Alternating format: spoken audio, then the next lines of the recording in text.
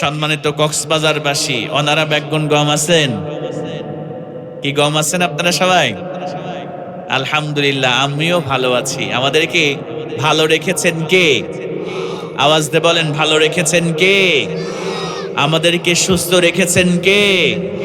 যে রব আমাদেরকে ভালো রেখেছেন, আমাদেরকে সুস্থতার মতো শ্রেষ্ঠ নিয়ামত দিয়ে এই জান্নাতের বাগানে বসার তৌফিক দান করেছেন। এজন্য আমরা সকলেই খুশি নাকি বেজার? আওয়াজ দিয়ে বলেন, খুশি না বেজার? এজন্য আমরা সকলেই পড়ে নিচ্ছি কালিমাতুশ শুকুর, আলহামদুলিল্লাহ। এজন্য রব্বুল আলামিন বলেন, আলিফ লাম রা কিতাবুন আনসালনাহু ইলাইকা লিতুখরিজান নাসা মিনায-যুলুমাতি ইলান নূর। জোরে বলেন আল্লাহু আকবার। আল্লাহ রাব্বুল আলামিন বললেন, আমি আল্লাহ এমন একটি কোরআন আল কারীম নাজিল করলাম, এই কোরআন দ্বারা আমি মানুষদেরকে লিতুখরিজান নাসা মিনায-যুলুমাতি ইলান নূর, আমি আল্লাহ মানুষদেরকে জাহান্নামের পথ থেকে, অন্ধকারের পথ থেকে আমি আল্লাহ আলোর পথ দেখানোর জন্য, জান্নাতের পথ দেখানোর জন্য আমি আল্লাহ রব্বুল আলামিন এই কোরআন আল কারীমকে আমি আল্লাহ নাজিল করে দিয়েছি। জোরে বলেন সুবহানাল্লাহ।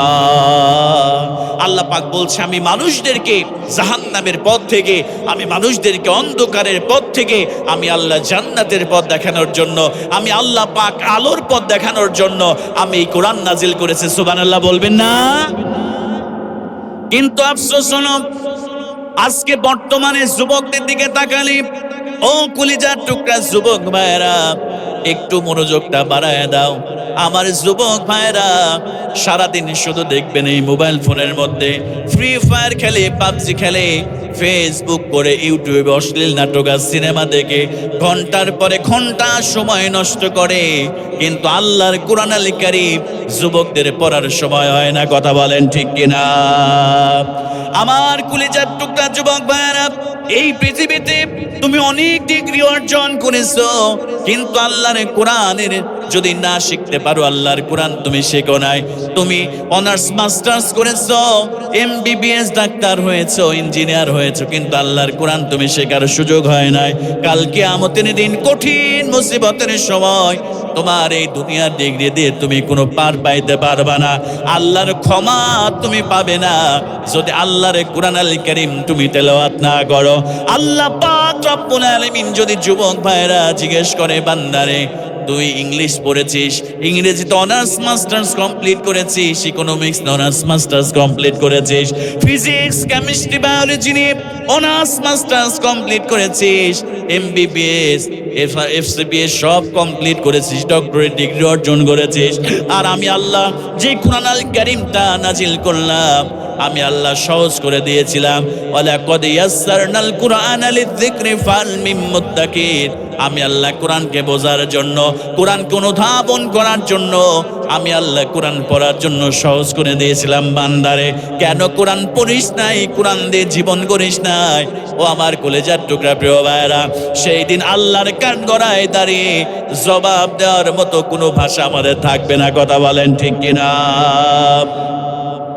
এজন্য আমার কলেজার টুকরা যুবক ভাইরা, আল্লাহর কোরআন দিয়ে, নামাজ দিয়ে যদি তোমার জীবনটাকে সুন্দর করে তুমি সাজাতে পারো, ও প্রিয় ভাইরা, আল্লাহ পাক সুবহানাহু ওয়া তাআলা তোমার এই দুনিয়ার জীবনটাকে সুন্দর করবে। আল্লাহ পাক রব্বুল আলামিন তোমার পরকালীন জীবনটাকে আল্লাহ পাক রব্বুল আলামিন সাফল্যমণ্ডিত করে আল্লাহর জান্নাত পর্যন্ত পৌঁছায় দিবে। জোরে বলেন সুবহানাল্লাহ। আমার প্রিয় ভাইরা, ভালো করে লক্ষ্য করেন, আল্লাহর এই কোরআনের সঙ্গে যদি সম্পর্ক বাড়ায় দেই, আল্লাহর কোরআন যদি পড়ি, আল্লাহর কোরআন দিয়ে যদি আমল করি, আল্লাহর কোরআনকে যদি আঁকড়ে ধরতে পারি, আল্লাহ পাক আমাদের মর্যাদা কেমন করে বাড়ায় দিবে একটু ভালো করে লক্ষ্য করেন। আল্লাহর নবীর একজন সাহাবী হযরত মুসআব বিন উমাইর রাদিয়াল্লাহু তাআলা আনহু ইসলাম কবুল করেন নাই। ও কলিজার টুকরা যুবক ভাইরা, ভালো করে লক্ষ্য করো, জীবনটা পরিবর্তন হয়ে যাবে। আল্লাহর নবীর সাহাবী হযরত মুসআব বিন উমাইর রাদিয়াল্লাহু তাআলা আনহু তিনি ইসলাম কবুল করেন নাই। আল্লাহ পাক রব্বুল আলামিন তাকে এত সম্পদ দান করেছেন, এত টাকা পয়সা দিয়েছে, এত অর্থবিত্ত আল্লাহ পাক সুবহানাহু ওয়া তাআলা দিয়েছেন। এই মুসআব বিন উমাইর একটা জুব্বা, একটা জামা যদি একবার পরতো, দুইবার পরতো না। একটা পায়জামা, একটা জুতা যদি একবার পরতেন, দ্বিতীয়বার পরেন নাই। মদিনার মধ্যে 10 জন যদি ধনী ব্যক্তি ছিল, তার মধ্যে মুসআব বিন উমাইর একজন ছিল। আমার প্রিয় ভাইরা, শুধু তাই নয়, আল্লাহ নবীর সাহাবী এমন আতর ব্যবহার করতেন, এমন পারফিউম ব্যবহার করতেন।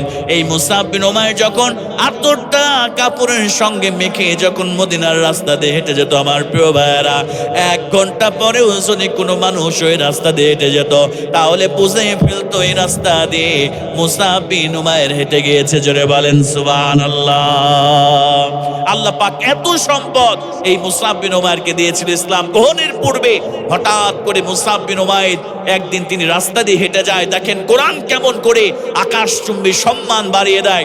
মুসআব বিন উমাইর রাস্তা দিয়ে হেঁটে যায়, এমন সময় আল্লাহ রাসূলের একজন সাহাবী তিনি বসে বসে তিনি আল্লাহর কোরআন তেলাওয়াত করতেছেন। জোরে বলেন সুবহানাল্লাহ। আমার প্রিয় ভাইরা, হযরতে মুসআব বিন উমাইর রাদিয়াল্লাহু তাআলা আনহু তিনি যখন পাশ দিয়ে রাস্তা অতিক্রম করতেছেন, এমন সময় তিনি আল্লাহর কুরআনুল কারীমটা তার কানের মধ্যে পৌঁছে গেল। থমকে দাঁড়িয়ে পড়লেন মুসআব বিন উমাইর। দাঁড়ানোর পরে চিন্তা করলেন, কি শুনলাম? জীবনে তো এত সুন্দর কবিতা কখনো শুনি নাই, জীবনে এত সুন্দর প্রবন্ধ কখনো শুনি নাই, জীবনে এত সুন্দর লেখা কখনো শুনি নাই। আমার কানের মধ্যে কি আসলো? এত সুন্দর আওয়াজ। জীবনে কত কবির কবিতা পড়লাম, এত সুন্দর কবিতা পড়ি নাই। জীবনে কত প্রবন্ধকারের প্রবন্ধ পড়লাম, এত সুন্দর প্রবন্ধ কখনো পড়ি নাই। জীবনে কত গল্পকারের গল্প পড়লাম, এত সুন্দর গল্প তো কখনো শুনি নাই। আল্লাহর নবী সাহাবী হযরতে মুসআব বিন উমাইর রাদিয়াল্লাহু তাআলা আনহু 1 পা 2 পা করে তিনি পিছনে চলে আসতেছেন। আমার প্রিয় ভাইরা, ভালো করে লক্ষ্য করেন। এবার ইনশাআল্লাহ নবী সাহাবীকে বললেন, ও ভাই, তুমি কি পড়তেছো একটু আমারে জানাও। আল্লাহর নবী সাহাবী বললেন, এইটা দুনিয়ার কোনো মানুষের কবিতা নয়, এইটা দুনিয়ার কোনো লেখকের লেখনী নয়, এইটা দুনিয়ার কোনো প্রবন্ধকারের প্রবন্ধ নয়। এইটা হলো আমরা যার সেজদা করি, আমরা যার ইবাদত করি, আমার আল্লাহ পাকের বাণী। আমাদের উপরে এই কোরআনুল কারীমটা নাজিল হয়েছে, আমার রাসূলের উপরে নাজিল হয়েছে। এই কোরআনটা আমাদের জন্য সংবিধান হিসেবে আল্লাহ নাজিল করে দিয়েছে। জোরে বলেন সুবহানাল্লাহ। আমার প্রিয় ভাইরা, হযরতে মুসআব বিন উমাইর আশ্চর্য হয়ে গেলেন, চিন্তা করলেন যে রাসূলের উপরে কোরআন নাজিল হয়েছে, ওই রাসূলের থেকে এই ব্যক্তি কোরআন শিখেছে। তার তেলাওয়াত যদি এত সুন্দর হয়, যে রাসূলের উপরে কোরআন নাজিল হয়েছে, না জানি সেই রাসূলের তেলাওয়াত কত সুন্দর হবে। আমার প্রিয় ভাইরা, ভালো করে লক্ষ্য করেন। এবার মুসআব বিন উমাইর চিন্তা করলেন, সেই রাসূলের জবান থেকে কোরআনুল কারীমের তেলাওয়াত শুনতে হবে। কারণ কোরআনের তেলাওয়াত শুনে মুসআব বিন উমাইরের অন্তরের মধ্যে পরিবর্তন শুরু হয়েছে।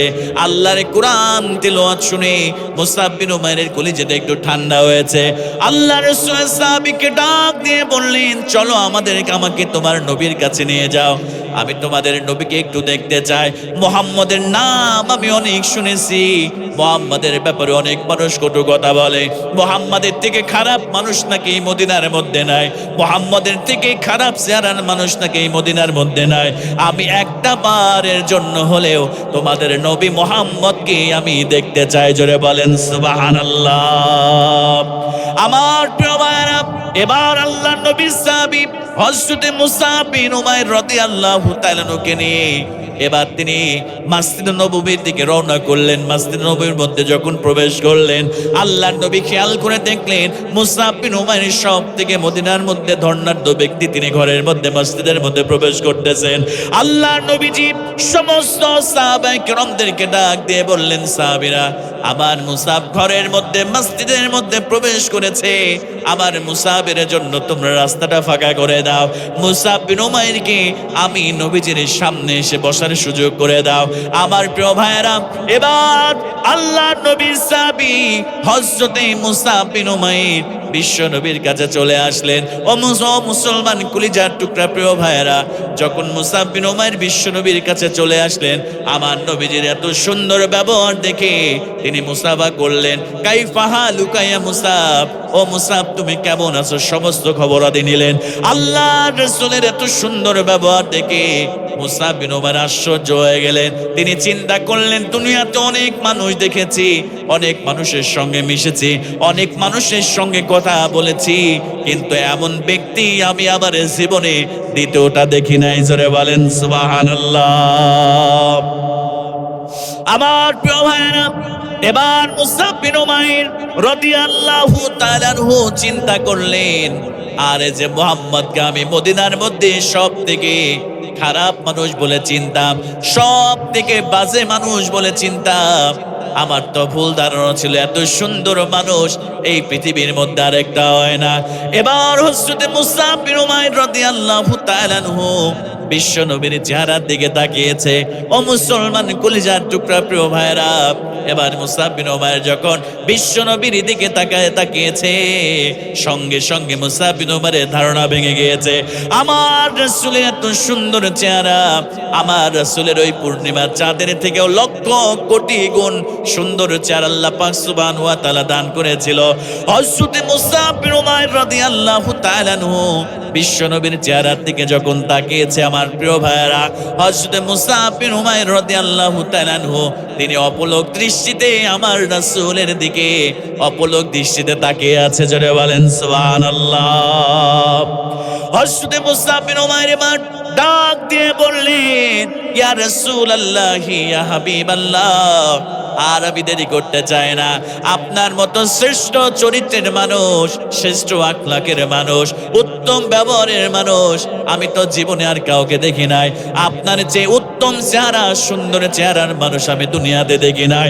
আপনি দুনিয়ার সাধারণ কোনো মানুষ হতে পারেন না। ইয়া রাসূলুল্লাহ, ইয়া হাবিবাল্লাহ, আমি আর দেরি করতে চাই না, আমি কালেমা পড়ে আপনার কাছে মুসলমান হতে চাই। ইয়া রাসূলুল্লাহ, ইয়া হাবিবাল্লাহ, আপনি আমাকে মুসলমান বানায় দেন, আপনি আমাকে কালেমা পড়া, আপনি আমারে মুমিন বানায় দেন। জোরে বলেন সুবহানাল্লাহ। আল্লাহ রাসূলের সুন্দর ব্যবহার দেখে, আল্লাহ রাসূলের সুন্দর চেহারা দেখে হযরতে মুসআব বিন উমাইর বললেন, ইয়া রাসূলুল্লাহ, ইয়া হাবিবাল্লাহ, আর আমি দেরি করতে চাই না, আপনি আমাকে মধুর কালিমা পড়িয়ে আমাকে মুসলমান বানায় দেন। জোরে বলেন আল্লাহু আকবার। আল্লাহ রাসূল এবার মুসআব বিন উমাইরকে হাতে হাত রেখে কালিমা পড়ায় দিলেন। কালিমা পড়ার পরে আল্লাহ রাসূল মুসআব বিন উমাইরকে বললেন, ও মুসআব বিন উমাইর, শুনে নাও, তুমি যে কালিমা পড়েছো, তুমি যে কোরআন গ্রহণ করেছো, তুমি ইসলাম কবুল করেছো, এই পথটা কিন্তু তোমার জন্য কেউ ফুল পিছিয়ে রাখবে না।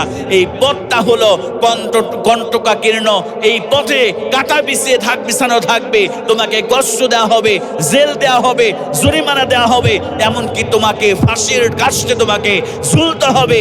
এইটা এত সহজ পথ নয়। কথা বলে ঠিক কিনা? আমার মুসলমান কলিজার টুকরা প্রিয় ভাইয়েরা, যুগে যুগে যারা এই কোরআনের পক্ষে ছিল, যুগে যুগে যারা আল্লাহর কোরআন দিয়ে সমাজ বিনির্মাণের স্বপ্ন যারা দেখেছে, ও মুসলমান ভাইয়েরা, সাহাবায়ে কিরামদের যুগে তাদেরকে আঘাত করা হয়েছে, এই দুনিয়া থেকে বিদায় করা হয়েছে। আবার এই বর্তমান সময়ে যারা ইনসাফ ভিত্তিক সমাজ বিনির্মাণের স্বপ্ন দেখে, আল্লাহর কোরআন দিয়ে সমাজ বিনির্মাণের স্বপ্ন দেখে, সংসদ ভবন বিনির্মাণের স্বপ্ন দেখে, আজকেও তাদেরকে একইভাবে এই দুনিয়া থেকে চক্রান্ত করে তাদেরকে হত্যা করা হচ্ছে। কথা বলে ঠিক কিনা? যার জ্বলন্ত প্রমাণ হচ্ছে আমাদের শরীফ উসমান হাদি ভাই। কথা বলে ঠিক কিনা? আমাদের শরীফ উসমান হাদি এই ভাইটা, তিনি ইনসাফ ভিত্তিক সমাজ বিনির্মাণের স্বপ্ন দেখতেন। কথা বলে ঠিক কিনা? তিনি ভারতের আধিপত্যবাদকে রুখে দেওয়ার জন্য তিনি সম্মুখ ভাগের একজন সৈনিক ছিলেন। তিনি হাসিনা সরকারকে, ফ্যাসিস্ট স্বৈরাচার সরকারকে পতনের ভূমিকাতে তিনি সবার প্রথমে ছিলেন। কথা বলে ঠিক কিনা? আমার মুসলমান ভাইয়েরা, তিনি ইনসাফ ভিত্তিক সমাজ বিনির্মাণের স্বপ্ন দেখতেন, তিনি ভারতের আধিপত্যবাদকে তিনি রুখে দেওয়ার স্বপ্ন দেখতেন। কিন্তু দেখেন আল্লাহ পাক সুবহানাহু ওয়া তাআলার এই বান্দা আমরা এই জমিনে এমন দেখি নাই। আমরা দেখেছি ভোটের আগে নেতারা জনগণের কাছে 500 টাকা 1000 টাকা তারা হাতের মধ্যে দিয়ে ভোটের আগের দিন রাতে তারা ভোট কেনে, এরকম দেখেছি কি দেখি নাই? কিন্তু আমরা তাদের কাছ থেকে নতুন একটা সিস্টেম দেখেছি, তারা ইলেকশন করবে, নির্বাচন করবে, মানুষ তাদের কাছে গিয়ে চাচিরা 20 টাকা 50 টাকা 1000 2000 50,000 টাকা তাদের পকেটের মধ্যে তাদের হাতের মধ্যে স্বেচ্ছায় দিয়ে দিচ্ছে, এরকম দেখেছেন কিনা বলেন তো প্রিয় ভাইরা? আমরা দেখেছি তারা এই বাংলার জমিনে এই তরুণ এই যুবকেরা তারা ইনসাফ ভিত্তিক সমাজ বিনির্মাণের স্বপ্ন দেখেছে, কিন্তু মুসলমান ভাইয়েরা ষড়যন্ত্র করে তাদেরকে এই দুনিয়া থেকে বিদায় করে দেওয়া হয়েছে। কথা বলেন ঠিক কিনা? আমরা স্পষ্ট ভাষায় বলতে চাই, আপনার এক হাদিকে হত্যা করে এটা মনে করবেন না এই বাংলার জমিন কোন টেন্ডারবাজ, কোন চাঁদাবাজ আর কোরআনের বিপক্ষে অবস্থানকারীদের হাতে এই বাংলার জমিন আমরা ছেড়ে দেব না। কথা বলেন ঠিক কিনা? আমরা ভারতের আধিপত্যবাদকে রুখে দিব। ও মুসলমান কলিজার টুকরা প্রিয় ভাইরা, রক্ত দিয়ে জীবন দিয়ে হলেও বাংলাদেশের 1 ইঞ্চি জমিন আমরা এই ভারতের কাছে আমরা ছেড়ে দেব না। কথা বলেন ঠিক কিনা? এক হাদিকে আপনি হত্যা করে এটা মনে করবেন না যে আমরা বাংলাদেশকে দখল করে ফেলবো। আমরা বাংলাদেশের লক্ষ কোটি হাদি এখনো আছি, এই বাংলার জমিন কোন হিন্দুস্তানের জন্য ছেড়ে দেওয়া হবে না। কথা বলেন ঠিক কিনা? ছেড়ে দেওয়া হবে না। এই জমিন হচ্ছে ইসলামের জমিন। কথা বলেন ঠিক কিনা? আগামীর সংসদ হচ্ছে কোরআনের সংসদ, আগামীর বাংলাদেশ হলো কোরআনের বাংলাদেশ। কথা বলেন ঠিক কিনা? এতদিন মানুষ বলতো ওলামায়ে কেরাম এক হচ্ছে না। ও মুসলমান প্রিয় ভাই, ইতিমধ্যে দেখেছেন ওলামায়ে কেরাম একই প্ল্যাটফর্মে এসেছে। আমরা ঐক্যবদ্ধভাবে আল্লাহর জমিনে আল্লাহর দ্বীনকে প্রতিষ্ঠিত করব। কোমরে কাফনের কাপড় বেঁধে, মাথায় কাফনের কাপড় বেঁধে আমরা আল্লাহর জমিনে আল্লাহর দ্বীনকে প্রতিষ্ঠিত করব। কিন্তু কোন ফ্যাসিস্ট আর স্বৈরাচার টেন্ডারবাজ আর চাঁদাবাজের হাতে এই বাংলার জমিন আমরা ছেড়ে দেব না। কথা বলেন ঠিক কিনা? সামনে আমাদের অগ্রণী ভূমিকা পালন করতে হবে, বিশেষ করে যুবকদেরকে অগ্রণী ভূমিকা পালন করতে হবে। যুবকেরা ইসলামের পক্ষে থাকো। যখন ইব্রাহিম আলাইহিস সালামকে আগুনের মধ্যে দিয়ে দেওয়া হয়েছিল, নমরুদ যখন আগুনের মধ্যে দিয়ে দিলেন, তখন একটা ব্যাঙ এসে পানি ছিটাচ্ছে। কি পানি ছিটাচ্ছে বলেন তো প্রিয় ভাইরা?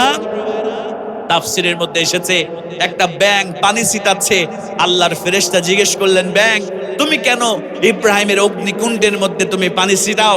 ব্যাঙ ডাক দিয়ে বলে, আমি ছোট্ট প্রাণী, আমি জানি আমার পানি ছিটানোর কারণে ইব্রাহিমের আগুন নিভবে না, কিন্তু আমি পানি ছিটানোর মাধ্যমে আমার আল্লাহকে দেখাতে চাই আমি ইব্রাহিম পয়গম্বরের পক্ষে আছি। কথা বলেন ঠিক কিনা? আমি পানি ছিটানোর মাধ্যমে দেখাতে চাই আমি নমরুদের বিপক্ষে আছি। এজন্য মুসলমান ভাইয়েরা, আপনি ছোট হতে পারেন, আপনার দায়িত্ব না থাকতে পারে, আপনি ক্ষমতাবান না হতে পারেন, আপনি সম্পদশালী না হতে পারেন, আপনার জায়গা থেকে সেই ব্যাঙের মতো ভূমিকা পালন করবেন। তবু আল্লাহকে বলতে পারবেন, রব আমি ছোট মানুষ, কিছু করতে পারি নাই, কিন্তু আমি কোরআনের পক্ষে ছিলাম, আমি তাগুত শক্তির বিপক্ষে ছিলাম। কথা বলে ঠিক কিনা? ইসলাম বিজয় হবে আমাকে অথবা আপনাকে ছাড়া, কিন্তু আমরা কতটুকুন ইসলামের পক্ষে থাকবো আমার রব এইটাই দেখতে চান। কথা বলেন ঠিক কিনা? এজন্য এই কোরআনের পথ এত মসৃণ নয়, এই কোরআনের পথে ফুল বিছানো থাকবে না, এই কোরআনের পথ এত আপনার জন্য বিরিয়ানি, আপনার জন্য বিরিয়ানির ব্যবস্থা করা হবে না। এই কোরআনের পথ বড় ভয়ঙ্কর পথ। এই পথে আসলে জীবন দিতে হয়, রক্ত দিতে হয়, শহীদ হতে হয়, তারপরে ইসলামের বিজয় হয়। কথা বলেন ঠিক কিনা প্রিয় ভাইরা? এজন্য আল্লাহ রাসূল মুসাব বিন উমারকে বললেন, মুসাব তুমি যে ইসলাম কবুল করলা, কোরআনের পক্ষে তুমি অবস্থান নিলা, ও মুসাব এই পথটা কিন্তু তোমার জন্য ঝুঁকিপূর্ণ, তোমার উপরে বিপদ আসবে, মুসিবত আসবে, জীবন পর্যন্ত তোমাকে দিতে হতে পারে। কথা বলে ঠিক কিনা? আমার প্রিয় ভাইরা, হযরত মুসাব বিন উমার বললেন, ইয়া রাসূলুল্লাহি ইয়া হাবিবাল্লাহ, হুজুর গো ইসলাম যখন কবুল করে ফেলেছি, আল্লাহর কোরআন যখন আঁকড়ে ধরেছি, জীবন চলে যাবে। আল্লাহর তাওহীদকে যখন স্বীকার করে নিয়েছি, জীবন চলে যাবে, তবু ইসলাম থেকে, কোরআন থেকে, আল্লাহর তাওহীদ থেকে, আপনি নবীর পথ থেকে আমি মুসাব বিন্দু মাত্র পিছনে সরে যাব না। জোরে বলেন সুবহানাল্লাহ। আল্লাহর নবীজি বললেন, মুসাব তুমি যে ঈমান গ্রহণ করেছো, এইটা দুনিয়ার কোনো মানুষকে তুমি জানাবে না। তুমি নামাজ পড়ো, যতটুকুন কোরআন পারো অতটুকুন কোরআন তুমি শেখার চেষ্টা করো, কোরআন পড়ো। আপাতত মাকে বলো না, আত্মীয়স্বজনকে বলো না, পাড়া প্রতিবেশীকে বলো না। হযরত মুসআব বিন উমাইর চলে গেলেন বাড়িতে।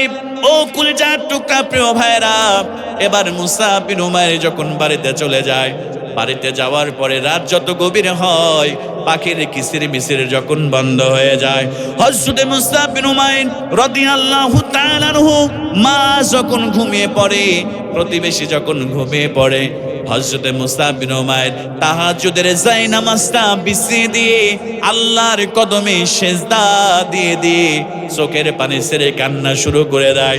বিগত দিনের গুনাহের জন্য মুসআব বিন উমাইর কান্না শুরু করে দেয়, আল্লাহর কাছে ক্ষমা চায়। আল্লাহ পাকের কাছে নিজের অপরাধের কথা স্মরণ করে চোখের পানি ফেলে আল্লাহর কাছে তাওবা করে। ও মুসলমান কলিজার টুকরা প্রিয় ভাইরা, বলেন তো দেখি, আল্লাহর কাছে যদি চোখের পানি ছেড়ে দিয়ে কান্না করা যায়, জীবনের সব গুনাহ মাফ করে দিবেন একজন। আওয়াজ দিয়ে বলেন তো তিনি কে?